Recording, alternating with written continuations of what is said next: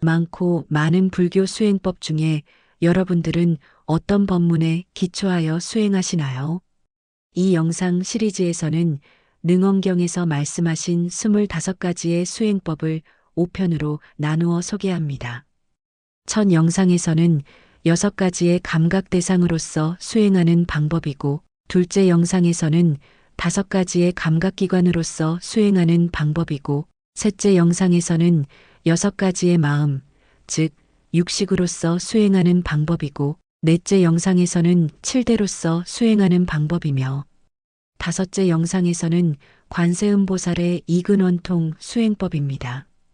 영상에서 세밀한 부분까지는 다 말할 수 없어도 각각의 수행법에 대하여 어떠한 부류의 사람이 수행하여 아라한이 되었다는 것, 부처님의 명을 받아 문수보살께서 수행법 각각에 대하여 평가한 것, 그리고 제가 저의 몸을 마루타 삼아 각각의 법문을 수행한 후 제 나름 정리한 생각을 여러분께 알려드립니다. 영상을 끝까지 보신 후 여러분에게 적당하다고 판단되는 수행 법문의 제목과 선택한 이유를 댓글로 남겨주시면 제가 영상에서 다 말하지 못한 내용을 대댓글에서 추가로 설명하겠습니다. 능엄경에 말씀하신 25가지의 원통 법문은 여러 종파를 거치면서 다양한 이론과 수행법으로 전해오지만 결국 그 원형은 바뀐 게 없습니다. 그래서 능엄경의 원통 법문만 제대로 이해하면 형교 법문이든 밀교 법문이든 빠짐없이 회통하여 성과 명을 함께 닦아 과위를 증득할 수 있음을 분명히 밝혀둡니다. 이제 이 영상에서는 먼저 6가지의 대상 경계에 대하여 설명합니다. 소리, 오묘한 이치를 듣는 수행법, 사성제, 과위를 성취한 수행자, 교진녀라는 비구가 고진멸도의 이치를 깨달아 수행한 법문입니다. 그 이론적 부분이야 머리로 이해할 수 있지만 사제각각에 다시 하부 진리 4개씩을 설정하여 모두 16개에 해당하는 이른바 사제 16행상을 수행하면서 6개, 3개, 무색계에 존재하는 88개의 견옥과 81개의 사옥이라는 미혹함을 하나씩 없애가는 수행법문입니다. 그런데 왜 이 수행법을 소리, 즉 성과 관련 지었을까요? 교진여 비구의 말에 의하면 사성제를 설하시는 부처님의 말씀이 묘음으로써 은밀하고 원만한 덕에 밝게 깨우칠 수 있었다고 했습니다. 그렇습니다. 설법은 깽깽거리는 쇳소리, 조리 없이 사납게 지저대는 축생들의 소리가 아니라 묘음, 법음이라야 합니다. 문수보살의 평가, 음성이라는 것은 섞여진 언어이므로 오직 명사와 구절과 의미뿐이니 한마디의 말이 모든 것을 포함할 수 없다고 평가하셨습니다. 결국 이론을 듣고 입문하는 수행법으로는 궁극에 도달하기 쉽지 않다는 뜻입니다. 능가경을 공부하면 문자의 허망함을 더 자세히 알게 됩니다. 저의 의견과 수행 경험, 관찰의 대상이 되는 사성제 각각과 그에 대응하는 10가지의 견옥에 대하여 하나씩 그 미혹을 감소하여 나아가는 것을 가면행상이라 합니다. 10가지 미혹 중에 수행자마다 어떤 미혹이 더하고 덜한지 입문 단계에서 부처님 같은 오묘한 음성으로서의 가르침이 없으면 관찰의 대상을 줄여가는 일이 불가능합니다. 즉, 지금 말법 시대에서 사성제는 이론으로서는 몰라도 수행 법문의 하나로 삼기엔 너무 벅찹니다. 저 역시 스승님의 도움이 없었다면 당장 포기했을 겁니다. 모양, 색을 관찰하는 수행법, 부정관, 과위를 성취한 수행자, 우바니사타라는 비구가 신체 안팎의 더러운 모습을 관찰하여 그처럼 더러운 것을 크게 싫어하여 벗어나고픈 마음을 일으킨 이른바 부정관이라는 수행법입니다. 이 제자의 말에 의하면 온갖 모양 색상은 모두 더러움으로부터 오는 것이며 신체는 백골로부터 티끌로 변화하여 허공으로 돌아가는 것임을 깨닫고 보니 허공과 물질이 모두 없어져서 자성이 없음을 증득하여 아라한 과위를 얻었다고 했습니다. 결국 세계 성품은 곧 진공이며 그 진공인 자성에서 묘유 기능이 나오면 원만하게 과위를 증득할 수 있다고 우바니사타가 부처님께 수행 과정을 발표하였습니다. 문수보살의 평가. 색이라는 물질은 망상이 맺혀서 형성됩니다. 만약 이처럼 색이 형성되게끔 한 망상이 본래 자성이 없는 진공임을 철저하게 깨달으면 육신이라는 색이 다 녹아 없어져 자성 본각을 증득할 수 있지만 이제 막 입문한 수행자는 비록 그가 색에 대하여 정밀하게 이해하고 있을지라도 어쨌든 유에 집착하기 쉬워서 결국은 명료하게 색의 본성 즉 공임을 뚜렷이 통할 수 없다고 하였습니다. 저의 의견과 수행 경험. 부정관은 업장 중에 특히 소지장보다는 번뇌장이 매우 무겁고 탐하는 마음이 왕성한 사람에게 권하면 그런대로 괜찮습니다. 부처님께서도 증이라 함경에서 아들인 라홀라에게 호흡법문을 가르치기 전에 먼저 탐하는 마음을 버리도록 부정관을 닦으라고 하셨습니다. 사람의 몸은 그렇게 고귀하지 않습니다. 고작 가죽부대에 불과하지요. 사람이 죽으면 시신이 분해되는 과정에서 대체로 다음과 같은 9가지의 현상이 나타납니다. 시신 옆에서 지켜보면 적나라하게 알 수 있습니다. 첫째, 시신이 부풀어 오릅니다. 둘째, 피부색이 푸르스름하게 바뀝니다. 셋째, 피부가 한 덩어리씩 썩어 무너집니다. 넷째, 핏물이 줄줄 흐릅니다. 다섯째, 흐르던 피가 이제 고름으로 변하여 썩기 시작합니다. 여섯째, 시신에 구더기가 생겨납니다. 일곱째, 피부를 포함해서 살점과 털, 피, 고름 등이 모두 흩어집니다. 여덟째, 이제 뼈, 백골만 남습니다. 아홉째, 시간이 지남에 따라 풍화작용으로써 백골이 먼지가 되어 날립니다. 사람이 죽으면 결국 이런 과정으로 된다는 것을 관상, 즉 시각화 수행을 하면 나라고 하는 것에 대한 집착과 생리적인 장애로부터 쉽게 벗어날 수 있습니다. 부정관이 성취되었다는 것을 어떻게 알 수 있을까요? 사람마다 차이가 있어서 모두 똑같은 현상을 겪진 않으나 대체로 다음과 같은 일이 발생하면 부정관 수행에 성공한 셈입니다. 첫째, 주변 사람을 보면 피부와 털, 내장 모두 사라진 백골로 보일 경우 더 이상 부정관을 하지 말고 미간의 한 점을 설정하여 그곳에 마음을 집중합니다. 둘째, 미간에 집중한 채 오랜 시간이 지나면 이제 미간에 집중한다는 그 생각마저 자연히 비워지면서 고요히 선정에 들어갈 수 있으며 계속 게으르지 않게 정진하면 마침내 과위를 증득합니다.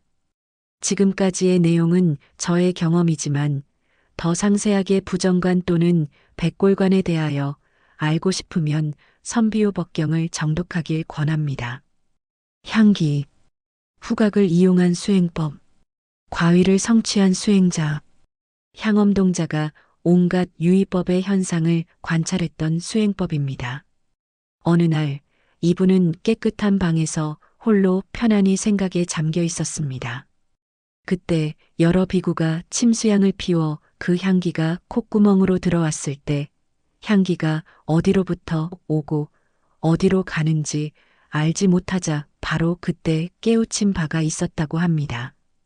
중생들이 분별하여 사유하는 의식은 곧 망상이라서 마치 연기와 같이 호련히 왔다가 감에 그 자취를 찾을 수 없고 이러한 심리작용뿐만 아니라 물리현상을 포함한 만유현상이 모두 마찬가지임을 깨달아 과위를 증득하였다고 했습니다.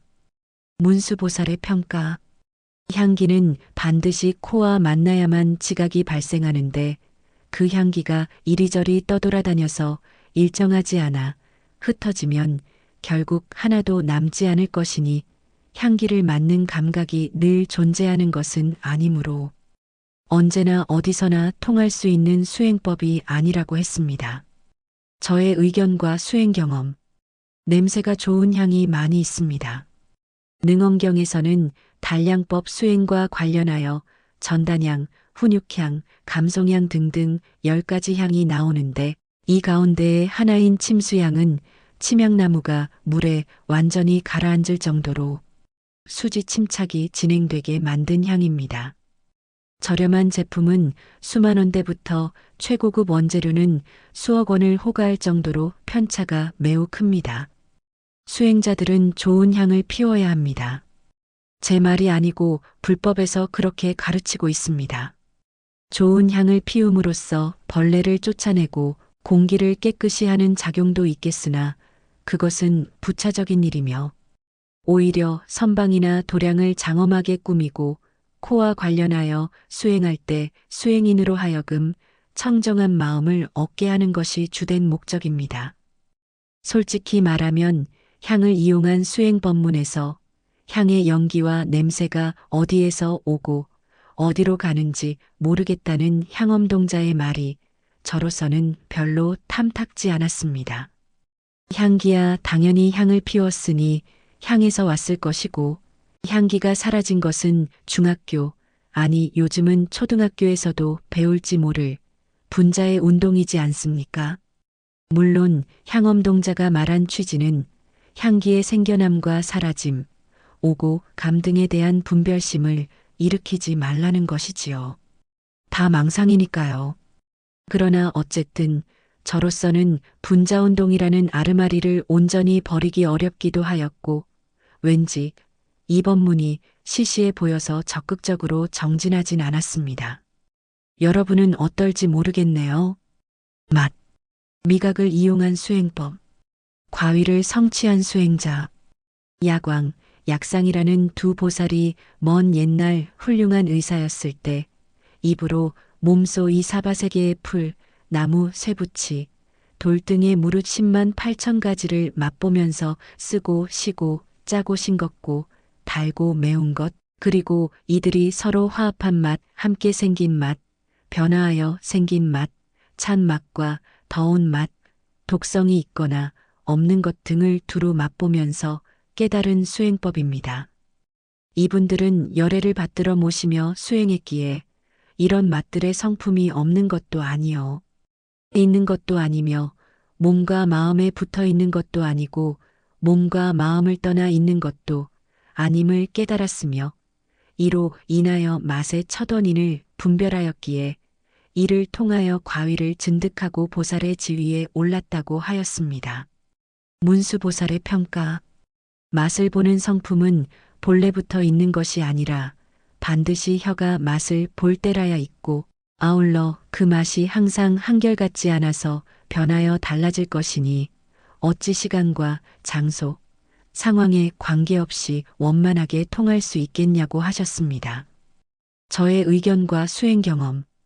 중국 신화에 등장하는 신농씨는 각종 약초를 조합해서 365종의 약을 발명하여 400가지 이상의 병을 치료할 수 있었다고 하는데 대단하긴 해도 야광, 약상이라는 두 보살에 비하면 보잘것없어 보입니다. 화합한 맛은 여러 맛이 함께 난다는 뜻이고 함께 생긴 맛은 즉식해서 사용할 때 나는 맛이며 변화하여 생긴 맛은 찌거나 구워서 법제했을 경우의 맛을 뜻합니다. 이미 저는 예전에 이처럼 맛보는 방식을 달리하여 직접 경험하였습니다. 맛의 근본 자성 측면에서 볼 때 그 자성은 절대 존재하지 않는다는 의미의 공이 아니지만 그 자성이 고정되어 있지도 않습니다. 이것이 바로 반야심경에서 말하는 색즉시공, 공즉시색, 진공묘유이며 능엄경에서 말하는 명이며 묘이명이고 법성계에서 말한 불수자성 수연성입니다. 아울러 심신에 의지하여야 비로소 맛이라는 기능이 드러나는 것도 아니지만 그렇다고 해서 심신을 떠나서는 그 작용을 표현할 수 없습니다. 이 세상은 중생의 마음을 따라 중생이 아는 정도에 응하여 순서대로 나타난다는 능엄경의 말씀 그대로입니다.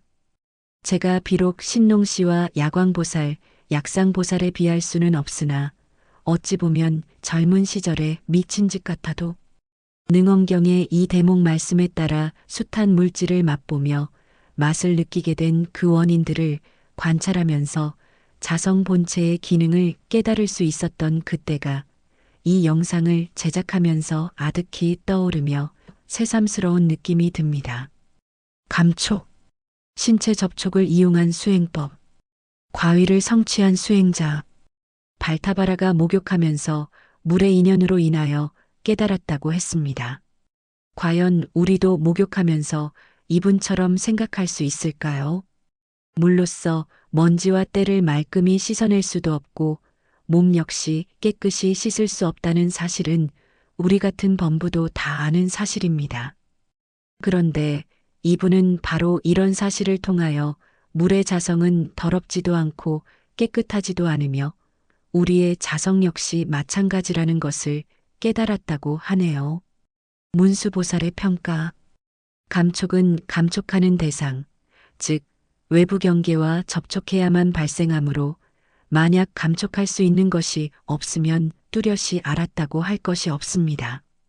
또한 어떤 때는 대상과 합하고 어떤 때는 대상과 떨어지니 일정하게 한결같이 작용하는 성능이 없으므로 때와 장소에 영향받지 않고 원만하게 통하는 수행법이 아니라고 했습니다. 저의 의견과 수행 경험.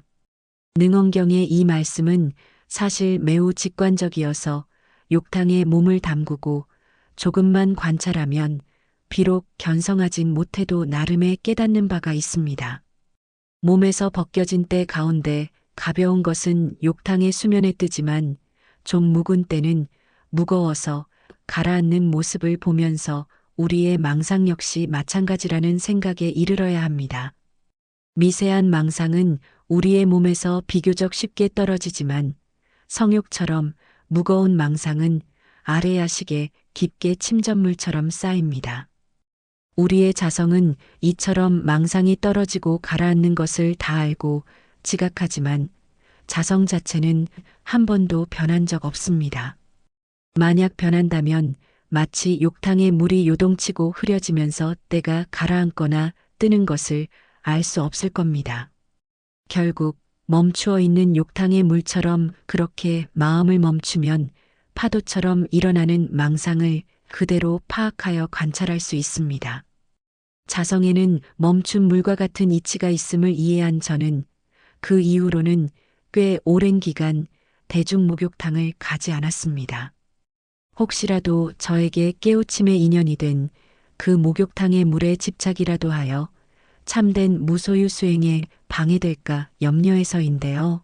이 역시 공이라는 또 다른 유에 집착하듯 무소유라는 또 다른 소유에 떨어지는 중생의 한 단면이었지요. 법.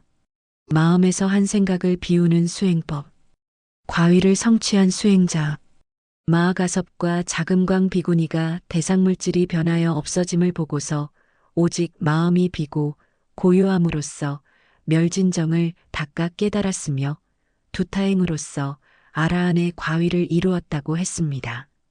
문수보살의 평가. 법은 내진이라고 하는 바 내진에 의한 것이면 반드시 처소가 있으리니 주체와 객체가 널리 통하지 못하므로 원만하게 통함을 얻지 못한다고 하였습니다. 법, 정확히 말하면 대상 경계 중에 하나인 법지는 형상이 없고 다만 뜻이 인연이 되어서 마음속에 의근이 숨어 있으므로 내진, 즉 속의 티끌이라고 한 것입니다. 한마디로 말하면 내면의 망상이지요. 내진이라는 망상은 반드시 집착하는 바가 있으므로 문수보살께서는 처소가 있다고 한 것입니다. 처소라고 하는 객체가 있으면 반드시 그 처소에 머무는 주체가 있는 법이므로 주체와 객체가 하나일 수 없어서 원만하게 통하는 방법이 아니라고 한 것입니다. 저의 의견과 수행 경험.